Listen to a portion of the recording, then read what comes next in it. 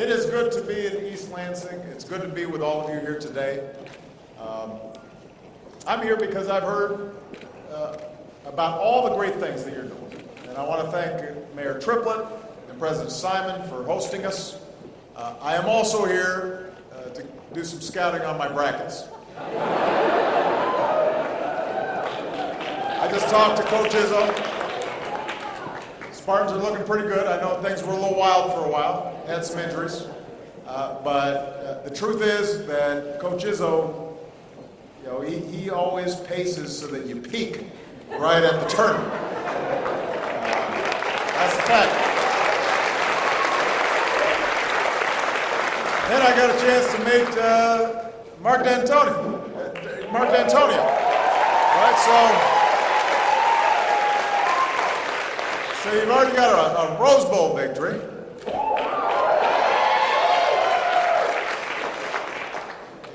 You guys you're greedy. You want to win everything. But it's wonderful to be here. I love coming to Michigan. Mainly I love coming to Michigan because of the people. But I also love coming here because there are few places in the country that better symbolize what we've been through together over these last 4 or 5 years. The American auto industry has always been the heartbeat of the Michigan economy and the heart of American manufacturing. So when that heartbeat was flatlining, we all pulled together, all of us, auto workers who punched in on the line, management who made tough decisions to restructure, elected officials like Gary Peters and Mark Schauer who believed that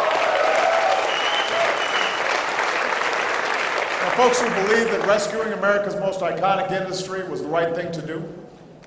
And today, thanks to your grit and your ingenuity and dogged determination, the American auto industry's engines are roaring again, and we are building the best cars in the world again. And some plants are running 3 shifts around the clock, something that nobody would have imagined just a few years ago.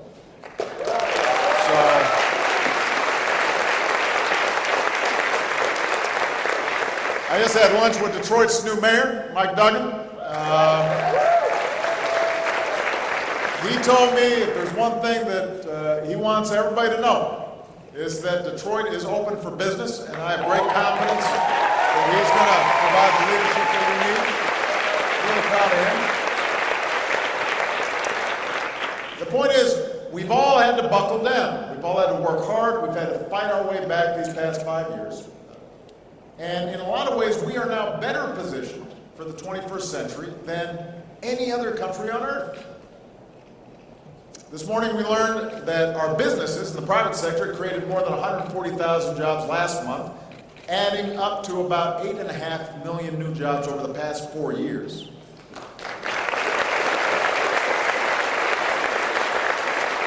Our unemployment rate is now the lowest it's been since before I was first elected. The companies across the country are saying they intend to hire even more folks in the months ahead. And that's why I believe this can be a breakthrough year for America. And I've come here today to sign a bill that hopefully means folks in Washington feel the same way.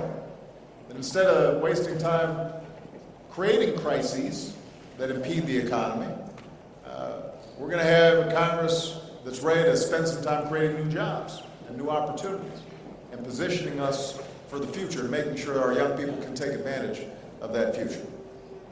And that's important because even though our economy has been growing for 4 years now, even though we've been adding jobs for 4 years now, what's still true, something that was true before the financial crisis is still true today, is that those at the very top of the economic pyramid are doing better than ever.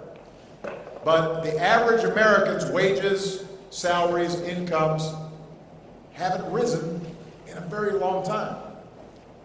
A lot of Americans are working harder and harder just to get by, much less get ahead, and that's been true since long before the financial crisis and the Great Recession.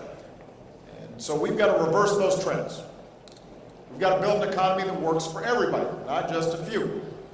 We've got to restore the idea of opportunity for all people. The idea that no matter who you are, what you look like, where you came from, how you started out, what your last name is. You can make it if you're willing to work hard and take responsibility.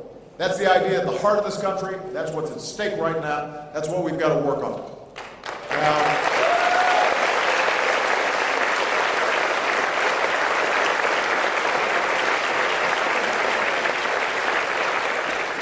Now, the opportunity agenda I laid out in my State of the Union address is going to help us do that. It's an agenda built around 4 parts. Number 1, more new jobs in American manufacturing, American energy, American innovation, American technology. A lot of what you're doing here in Michigan State helps to spur on that innovation in all sorts of areas that can then be commercialized into new industries and to create new jobs. Number 2, training folks with the skills to fill those jobs, something this institution does very well. Number 3, guaranteeing access to a world-class education for every child, not just some. That has to be a priority.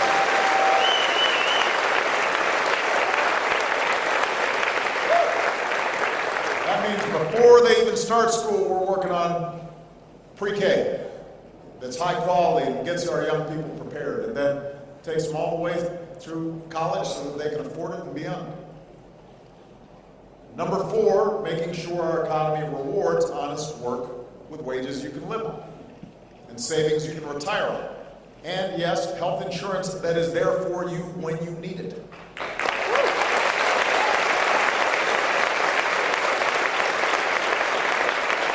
Now, some of this opportunity agenda that I put forward will require congressional action.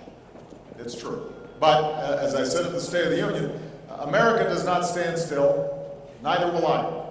That's why over the past 2 weeks, I've taken steps without legislation, without congressional action, to expand opportunity for more families. We've created a new way for workers to start their own retirement savings. We've helped to make sure all of our students have high-speed broadband and high-tech learning tools that they need for this new economy. But I've also said I'm eager to work with Congress wherever I can. Because the truth of the matter is that America works better when we're working together. And Congress controls the purse strings at the federal level, and a lot of the things that we need to do require congressional action. And that is why I could not be prouder of our leaders who are here today. In particular, I could not be prouder of your own Debbie Stabenow, who has done just extraordinary work.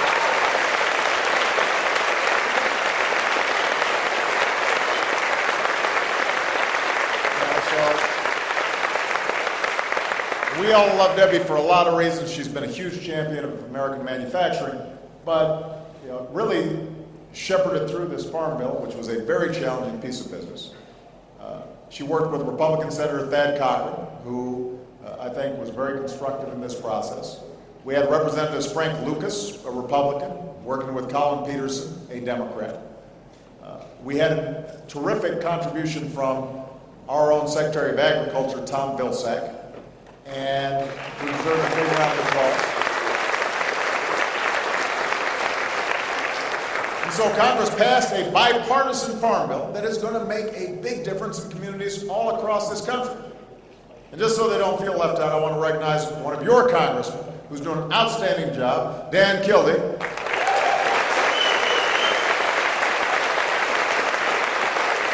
And somebody who was just a wonderful mentor to me when I was in the Senate and has been just a great public servant, not just for your state, but for the entire country. Carl Levin. He's always out there, especially when it comes to our men and women in uniform. We're very proud of him.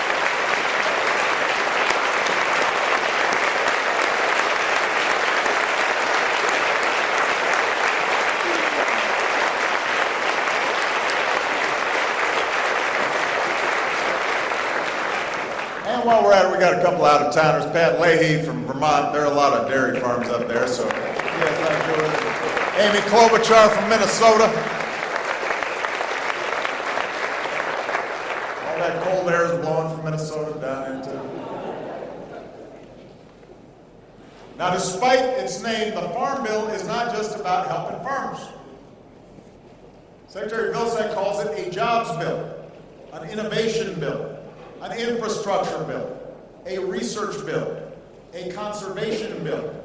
It's like a Swiss Army knife. Yeah, it's like Mike Trout. It's like for those of you who know baseball. It's somebody who's got a lot of tools. It multitasks. It's creating more good jobs, gives more Americans a shot at opportunity, and there are two big ways in which it does so. First, the Farm Bill lifts up our rural communities. Over the past 5 years, thanks to the hard work and know-how of America's farmers, the best in the world, we've had the strongest stretch of farm exports in our history. And when I'm traveling around the world, I'm promoting American agriculture. And as a consequence, we are selling more stuff to more people than ever before. It supports about 1 million American jobs. What we grow here and that we sell is a huge boost to the entire economy, but particularly the rural economy. Here at Michigan State, by the way, you are helping us to do even more. So I just got a tour of a facility where you're working with local businesses to produce renewable fuels. You're helping farmers grow crops that are healthier and more resistant to disease. Some students are even raising their own piglets on an organic farm. When I was in college, I lived in a pigsty. I didn't work in one. I'm impressed by that. That's no joke.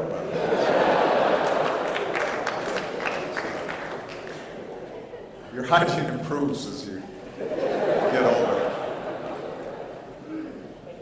So we're seeing some big advances in American agriculture. And today, by the way, I'm directing my administration to launch a new Made in Rural America initiative to help more rural businesses expand and hire and sell more products stamped made in the USA to the rest of the world, because we've got great products here that need to be sold, and we can do even more to sell them around the world. But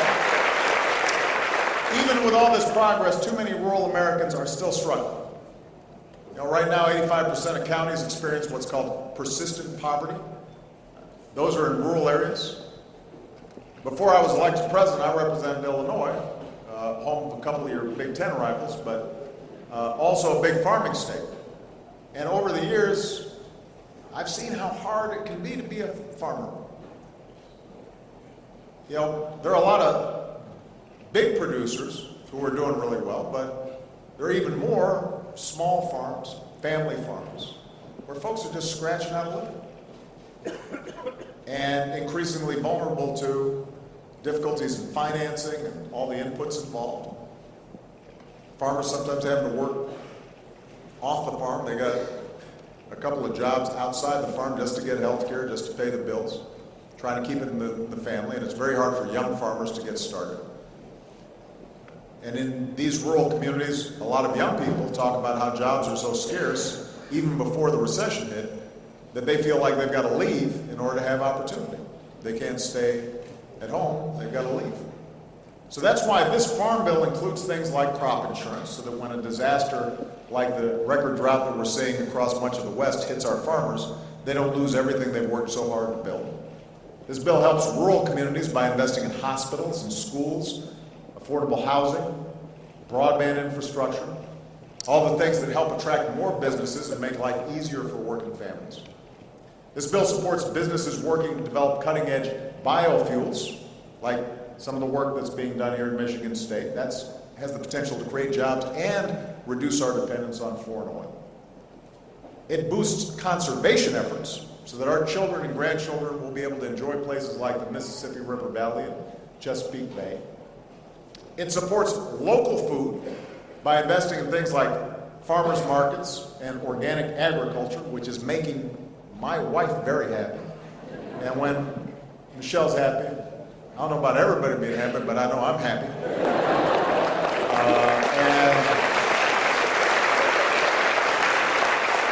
And so it's giving smaller producers, local producers, folks like Ben, the opportunity to sell more of their products directly without a bunch of processing and distributors and middlemen that make it harder for them to achieve. And it means that people are going to have healthier diets, which is in turn going to reduce incidence of childhood obesity and keep us healthier, which saves us all money. It does all this while reforming our agricultural programs. So this bill helps to clamp down on loopholes that allowed people to receive benefits year after year, whether they were planting crops or not. And it saves taxpayers hard-earned dollars by making sure that we only support farmers when disaster strikes or prices drop. It's not just automatic. So that's the first thing this farm bill does. It helps rural communities grow. It gives farmers some certainty. It puts in place important reforms. The second thing this farm bill does that is huge is help make sure America's children don't go hungry. Now, and this is where Debbie's work was really important. One study shows that more than half of all Americans will experience poverty at some point during their adult lives. Now, for most folks, that's when you're young and you're eating around men all the time. But for a lot of families, it's a crisis hits, you lose your job, somebody gets sick, strains on your budget.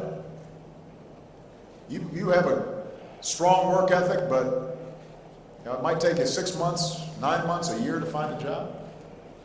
And in the meantime, you've got families to feed. And that's why for more than half a century, this country has helped Americans put food on the table when they hit a rough patch.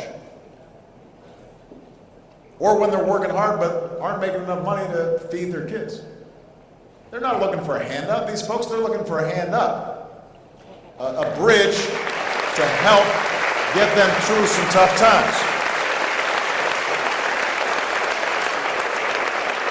And we sure don't believe that children should be punished when parents are having a tough time. As a country, we're stronger when we help hardworking Americans get back on their feet. Make sure the children are getting the nutrition that they need so that they can learn what they need in order to be contributing members of our society. And that's the idea behind what's known as the Supplemental Nutrition Assistance Program, or SNAP. A large majority of SNAP recipients are children, or the elderly, or Americans with disabilities. A lot of others are hardworking Americans who need just a little help feeding their families while they look for a job or they're trying to find a better one. And in 2012, the SNAP program kept nearly 5 million people, including more than 2 million children, out of poverty. Think about that. 5 million people. That's why my position has always been that any farm bill I sign must include protections for vulnerable Americans. And thanks to the good work of Debbie and others, this bill does that.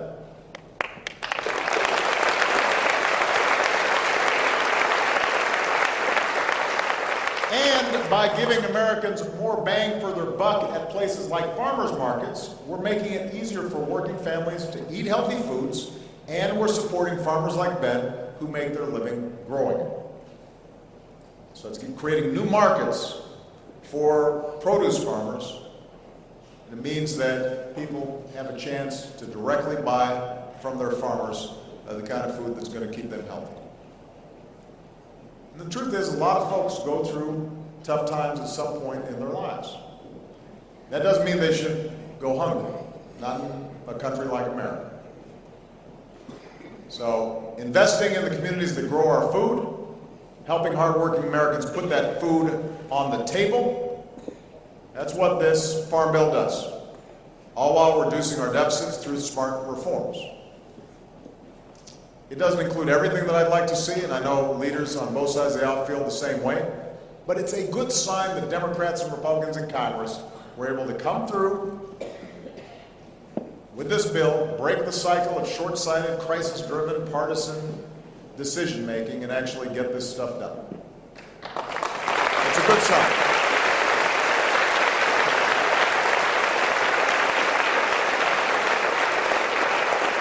And that's the way you should expect Washington to work.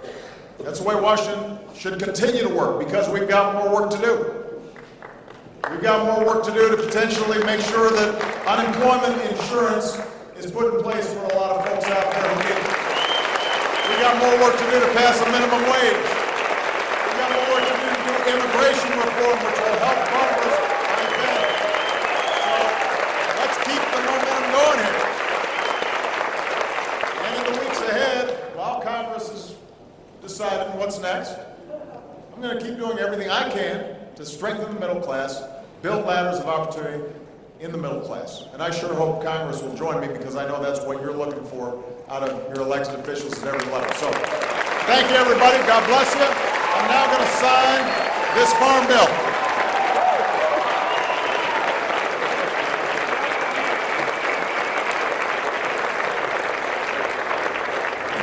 Down front, down front. Down front, please.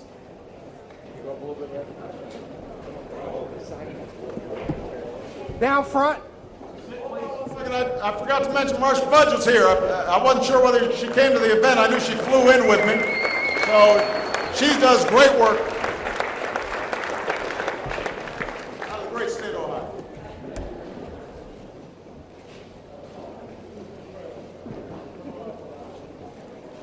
I hope they got a good shot. Down front. No, no, cameras can't see. Down front. Down front. There you go.